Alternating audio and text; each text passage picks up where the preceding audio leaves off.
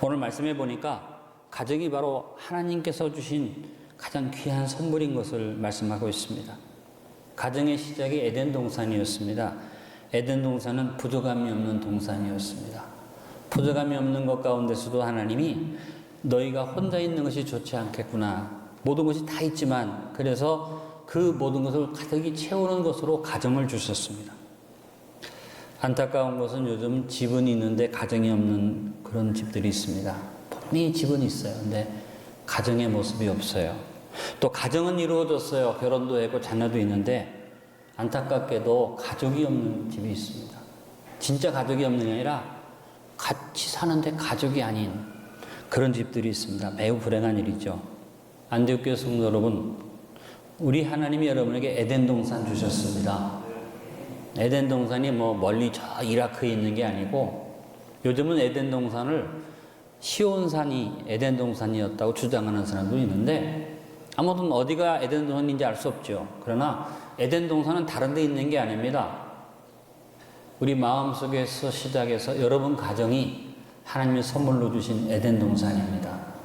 저는 오늘 어버이 주일을 맞이하면서 오늘 본문의 말씀을 가지고 몇 가지 저보다 여러분이 훨씬 더 가정을 잘 가꾸시고 아주 훌륭한 부모님으로 또 아름다운 부부로 살아가시지만 성경의 기준에 따라서 몇 가지 여러분에게 도움의 말씀을 드리고자 합니다. 첫 번째 생각하고 싶은 것은 에덴 동산은 주어지는 것만이 아닙니다.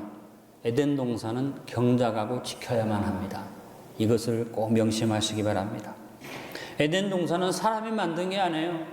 하나님이 다 준비하셨어요.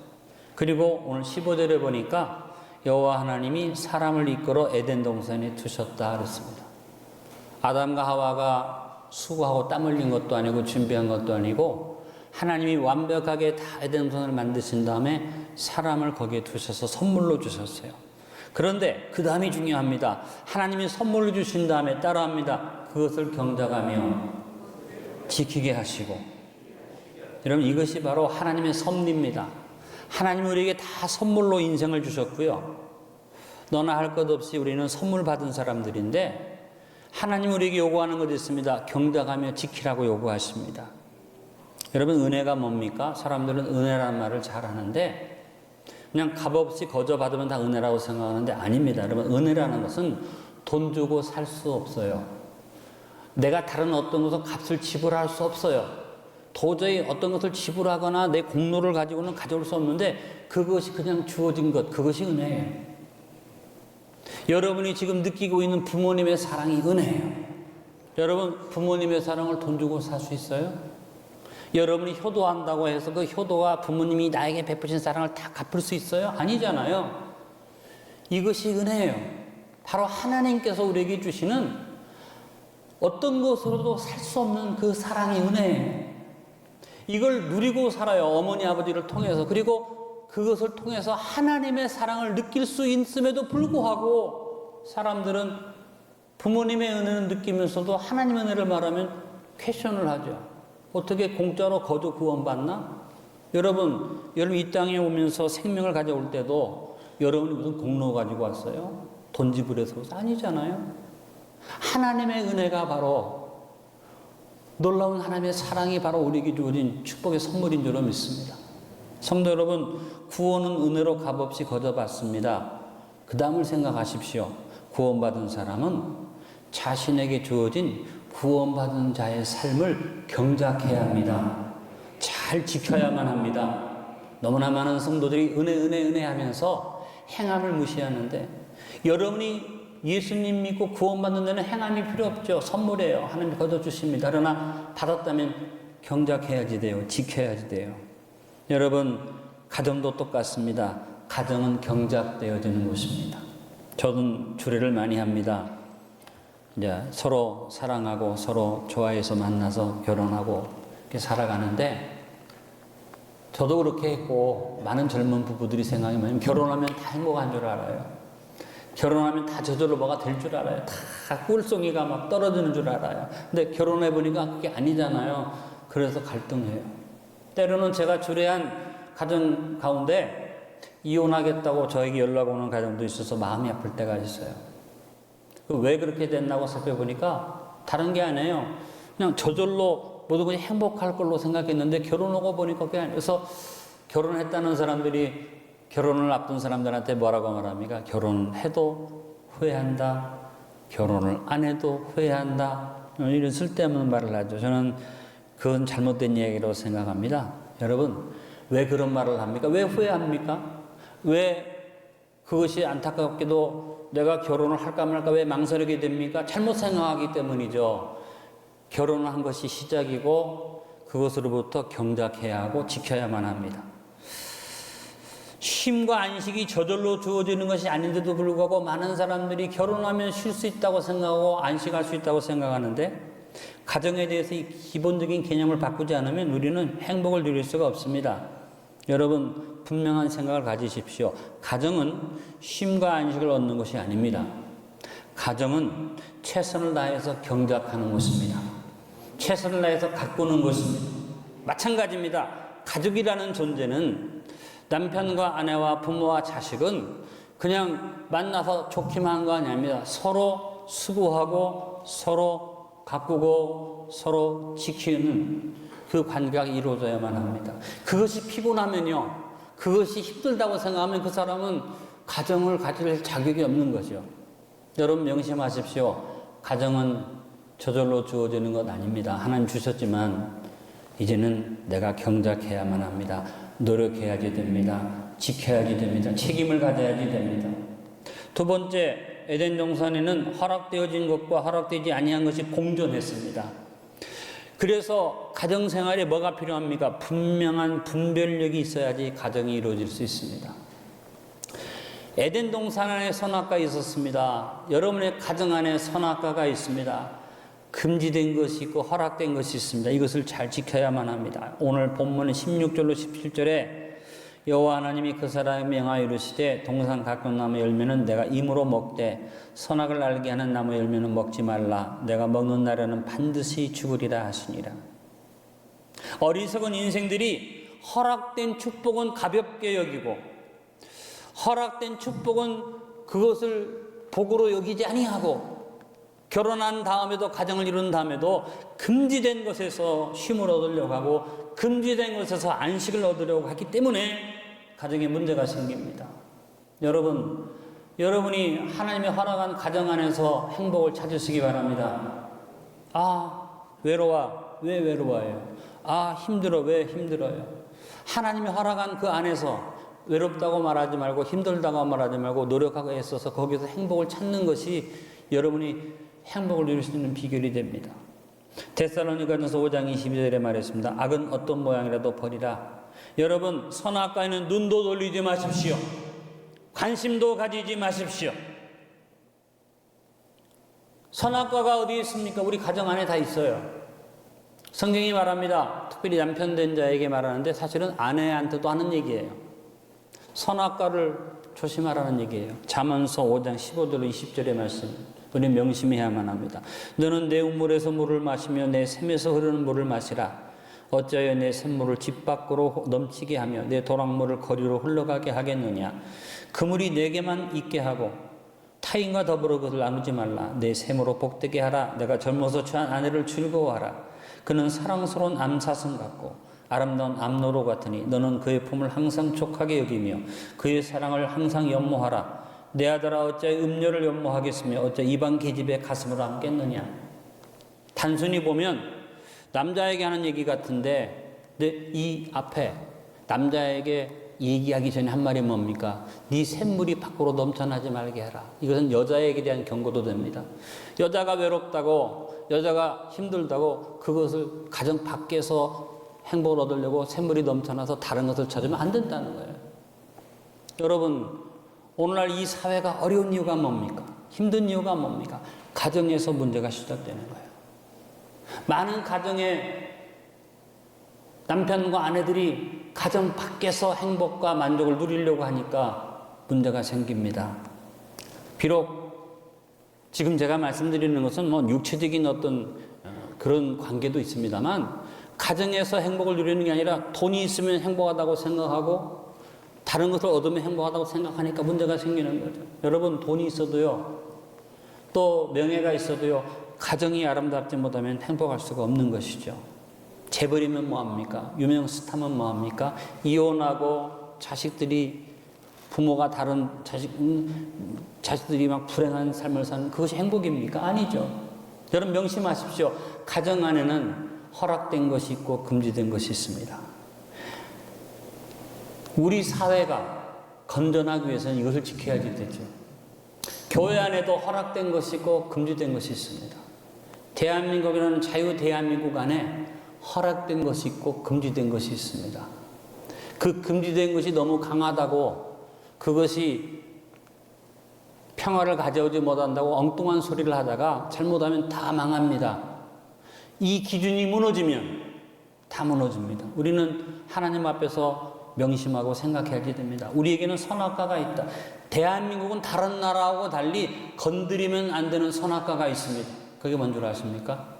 북한이 공산주의 체제 안에 존재하고 있기 때문에 건드리면, 이걸 함부로 건드려서 선악과 터뜨리면 우리가 평화를 이루고 통일을 이루고 같으나 적화될 수 있는 위험이 있다는 사실입니다. 우리는 이것을 명심하지 않으면 잘못될 수 있습니다. 우리는 극히 기도하고 이 금지된 것에 대해서 손대려는 잘못되고 어리석은 세력에 대해서 우리는 기도해야만 합니다. 어떤 정치적으로 제가 뭘 얘기하자는 게 아닙니다. 여러분, 우리가 잘못 생각하면 선악과 터뜨리면 우리에게 큰 문제가 올 수 있다는 것을 기도하고 우리는 기도해야 됩니다. 오늘 제가 말씀드리고 싶은 것은 그런 정치적인 문제가 아니고 여러분 가정에서 금지된 것 손대지 마십시오.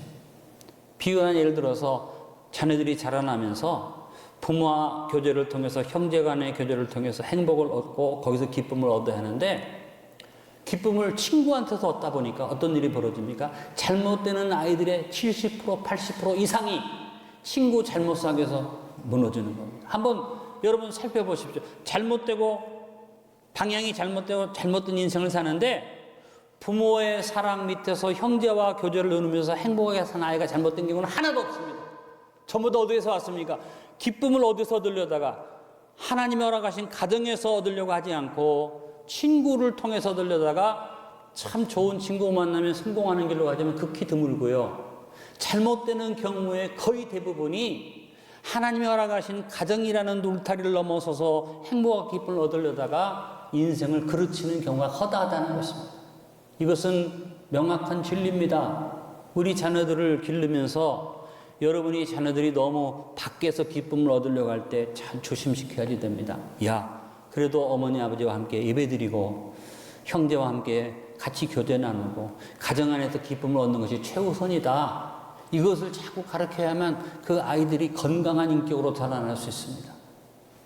세 번째, 에덴 동산은 다스림이 잘 이루어졌습니다. 가정 안에 다스림의 권세가 바르게 세워져야만 합니다. 하나님은 에덴 동산을 경작하라 지키라고 하시면서 아담에게 뭘 주십니까? 다스림의 권세를 주셨습니다. 창세기 1장 28절에 하나님이 그들에게 복을 주시며 하나님이 그들에게 이르시되 생육하고 번성하여 땅에 충만하라 땅을 정복하라 바다의 물고기와 하늘의 새와 땅에 움직이는 모든 생물을 다스리라 하시니라. 오늘 19절에 본문에도 말씀합니다. 여호와 하나님이 흙으로 각종 들짐승과 공중의 각종 새를 지으시고 아담이 무엇이라 부르나 보시려고 그것들을 그에게 끌어가시니 아담이 각 생물을 부르는 것이 곧 그 이름이 되었더라.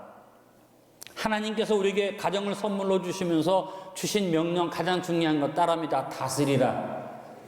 여러분, 다스림은 다스리는 자가 있어야 하고 다스림을 받는 자가 있어야 돼요. 이것이 없어지면 다스림이 이루어질 수 없습니다. 지금 우리 사회가 문제고 지금 코로나19가 전 세계적으로 퍼지면서 하나님이 우리에게 경고하시는 게 뭡니까? 너희가 기본 질서를 무너뜨렸다. 경고하시는 겁니다. 19세기에 들어서면서 페미니즘이 나타났습니다. 페미니즘은 여성들이 정치적으로 사회적으로 남자와 동등한 자리에 가야 한다는 외침입니다. 그리고 저는 그것이 잘못되었다고 말하고 싶지는 않습니다. 남자도 여자도 동등한 건 사실이니까. 그러나 이 페미니즘이 극단화되어지면서 이것이 오늘날 어디로 이어졌습니까? 성차별이 없다. 남자와 여자와의 차별이 있을 수 없다까지 가고 이게 모든 삶의 차별을 금지해야 한다까지 가다가 이제는 어느 정도까지 왔습니까? 이제는 동성혼이나 동성애를 인정하는 데까지 왔습니다. 무엇이 사라진 겁니까? 다스림의 질서가 사라졌습니다. 여러분, 남자와 여자는 동등합니다. 그러나 역할이 다릅니다. 여러분이 잘 판단하셔야 할 게 뭐냐면, 차별금지라는 것은 말만으로 보면 참 좋은 얘기 같으나 이것이 사회를 무너뜨리는 잘못된 이론이라는 건 어디 있습니까? 구별이 없어지기 시작하는 겁니다. 차별과 구별을 분별할 만한 그런 분별력이 없어요, 사람들이. 그래서 법을 정해놓고 갖다가 막 붙이기 시작하면요, 모든 것에 차별금지하다가 다 망합니다. 분명히 말합니다. 여러분, 대한민국이라는 나라가 존재하려면 통치권자가 있어야 하고 백성이 있어야 하고, 한 회사나 이 사회가 존재하려면 가진 자, 이끌어가는 자가 있어야 하고 밑에 따라가는 자가 있어야 됩니다. 어느 나라든지 국민의 80%에서 거의 90%까지는 따라가는 자들입니다. 어떤 사람들이 나라를 끌어가면 상위 10% 이상이 지도력을 가지고 끌고 갑니다. 그래서 잘 뽑아야지 돼요. 그래서 지도력이 건강해야지. 심지어는 대통령 한 사람이 바로 서면요, 나라가 확 살아나요. 근데 한 사람이 잘못되면 나라가 망하잖아요. 이게 중요한 거거든요. 근데 중요한 건 뭐냐면, 이것이 뚜렷하게 나타나서 지도력이 분명하게 드러나고 그 지도력의 순종에 다스림의 권세가 딱 나타나야 하는데 너도 나도 없어요. 이 모든 구분이 흐트러지고 무너져요. 아담과 하와가 문제가 생겼어요. 왜? 하나님이 보실 때 안 좋아, 혼자 있는 게. 그래서 하나님이 또 같이 있어 하고 붙여줬어요. 뭐 같이 있어야지 돼요. 그런데 무슨 이유인지 알 수 없는 하와가 아담을 떠나서 혼자 있다가 사건이 생긴 거예요. 저는 결혼하는 부부들이 이제 이유가 있어서 서로 헤어진다고 멀리 떨어질 때마다 강조하는 게 있습니다. 돈이 들어도 복잡해도 가서 집을 뭐 포항에도 있고 남편이 전건강 그곳에 가서 또 집을 마련해도 돈 들어도 해라. 같이 가라. 교회 지킬 필요 없다. 가라. 안 되겠게 너 없어도 된다. 저는 지금도 주장하는 게 그겁니다. 부부는 같이 있어야지 돼. 왜 아멘 안 해요? 지금 여러분 가운데 기러기 아빠, 기러기 아빠 너무 잘못하시는 겁니다. 그리고요, 자식이 자라서 서울에 가서 있는 동안에 기회가 되는 대로 자식들이 집에 와서 부모와 함께 시간 보내게 하시기 바랍니다. 방학 때 안 오는 건 당연한 거야. 이건 잘못된 거예요. 어찌하든지 결혼하기 전에는 부모와 자식이 같이 있어야지 돼요. 같이 시간을 보내고 같이 누려야지 돼요. 저도 일주일에 한 번은 이제 좀 쉬는 시간을 목사님들과 함께 만나서 교제도 하고 운동도 하게 하면서 그냥 생각 없이 지내다 요즘 생각하는 건 잘못됐다고 생각한 게 뭐냐면, 나만 쉬어야지 됩니까? 그래서 요즘은 제가 이렇게 쉬는 일이 있어도 제 아내 의견을 물어보고 아내가 동의를 하면 미안해하는 마음으로 제가 보내지만, 가서도 모임을 가지고 그래요. 빨리 밥을 같이 먹을 시간도 오늘 우리 같이 즐겼으니까 밥은 집에 가서 먹자. 왜? 집에 홀로 있는 사람 있지 않느냐. 취미생활 같이 하시기 바랍니다. 여러분, 노후에 더 많이 같이 있기를 간절히 바랍니다. 어떤 원사님이 저보고 그래요. 목사님, 너무너무 요즘 피곤하고 힘들고 지쳐요. 왜요? 했더니 남편이 퇴직을 했는데요, 너무 스트레스가 돼요. 왜? 아니, 이 양반이 어디만 가면 따라와요. 그래서 뭐 슈퍼에 가려고 일어나도 자동차 키 두고 따라오는데요, 그게 돕는 게 아니라 아주 지긋지긋해요. 그 사람 왜 그러는지 모르겠어요. 내가 속으로 고마운 줄 알아라, 행복한 줄 알아라. 여러분, 우스갯소리 같으나 가족은 같이 있어야지 됩니다. 교제가 긴밀해야지 됩니다. 어찌하든지 시간을 같이 보내시고 어찌하든지 같이 취미생활 하시고 같이 있기를 간절히 바랍니다. 더불어서 자녀들도 자꾸 옆에 같이 있게 만들어줘야지 됩니다. 그리고 할 수 있으면 자주 만나고 부르고, 싫어도 이것이 가정입니다. 내 시간 손해보고 내 취미 포기하고 내 누림을 절제하고 가족과 함께 있는 것이 하나님의 뜻입니다. 난 언제 쉬나? 그래서 가족과 함께 있다 보면 거기서 쉼이 오고 거기서 안식이 오고 거기서 하시는 축복이 있습니다. 우리들이 그것을 어기면 사회가 문제가 생깁니다.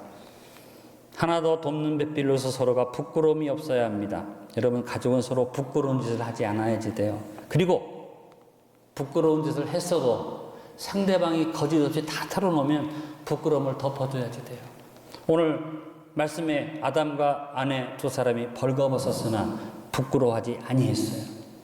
죄가 들어가니까 부끄러워하기 시작합니다. 용서하지 못하고 덮어주지 못합니다. 아마 아담과 하와가 서로 원망하기 시작했을 것입니다. 여러분, 가족은요, 부끄러운 짓을 안 하는 것이 제일 원칙이고요. 절대로 남편과 아내가 부끄러운 짓 하지 말고 부모 자식이 부끄러운 짓 하지 마세요. 그러나 부끄러운 짓을 해서 드러나서 솔직히 숨기지 않고 털어놓으면 덮으세요. 근데 부부들이 화가 난다고 그걸 까발리다가 상처가 아물지 않아요. 나중에 가서 결국은 헤어지게 돼요. 이거 큰 문제입니다. 여러분 가정에 용서가 있기를 바라고, 덮어줌이 있기를 바라고, 서로 감싸줌이 있기를 간절히 바랍니다. 제가 더 긴 얘기하지 않습니다. 왜? 저보다는 여러분이 훨씬 더 가정생활 잘 하시기 때문에 원칙만 몇 가지 제시해드렸습니다. 결론을 맺습니다. 에덴은 하나님의 선물이지만 저절로 이루어지지 않습니다. 경작과 지킴이 있어야만 합니다. 에덴에는 허락된 것과 허락되지 아니한 것이 공존을 했습니다. 가족은 서로 분별력을 가지고 구분이 분명한 삶을 살아서 선악과를 서로 건드리지 않아야만 합니다. 에덴에서 다스림의 권세가 주어졌습니다. 우리의 가정에 다스림의 질서가 바로 세워지게 합시다. 가족들은 서로 돕는 배필이 돼야만 합니다. 돕는 배필로서 무엇보다 자기 책임을 다해서 가족들에게 짐이 되지 않기를 바라고, 내가 돕는 자로서 언제나 무엇을 도와야 할까를 생각할 수 있기를 바라고, 교제를 소중히 알아서 화목한 가정을 이루기 위해서 서로 희생하고 양보할 수 있기를 바랍니다. 그리고 가족끼리 서로 부끄러움이 없도록 합시다. 가장 중요한 것, 가족이 힘을 모아서 가장 온전한 일, 바로 하나님을 예배하며 섬김으로 우리의 가정을 잘 경작하고 지키도록 합시다. 여러분, 가정은 죽을 때까지 가꾸고 경작하고 내가 지키는 것입니다. 이것을 내가 놓쳐버리면, 쉬려고만 하면 문제가 생기는 것을 기억하시고, 안디옥 교회 성도들, 우리 에덴을 잘 가꿉시다. 하나님의 축복 속에서 살기를 간절히 바랍니다.